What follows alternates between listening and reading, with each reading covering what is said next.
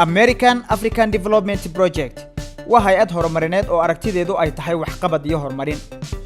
Muhiimadda koobaadna ay tahay dhismaha kaabayaasha dhaqaale sida takadaha, ayraboorada iyo dhismayaasha muhiimka ah ee aadanuhu u baahan yihiin. Waxay xoogga saartaa sidii ay bulshadu uga bixi lahayd caqabadaha nololeed sida dhismayaasha goobaha waxbarashada, caafimaadka iyo guriyeynta.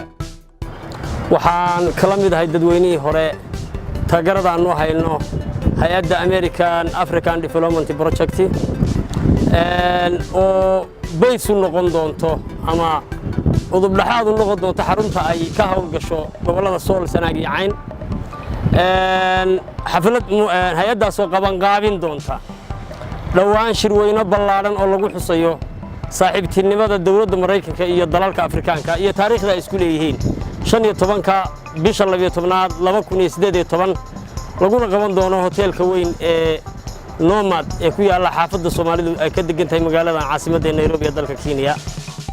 Hadafka hay'adda AADB wuxuu yahay in la xoojiyo awoodda waxqabad si loo helo fursado lagu kobciyo dhaqaalaha si loo yareeyo dhibaatooyinka ku saabsan faqriga iyo shaqo la'aanta loona sameeyo shaqo abuur baahsan oo dhalinyarada iyo qaybaha kala duwan ee bulshadu ay ka faa'iideystaan.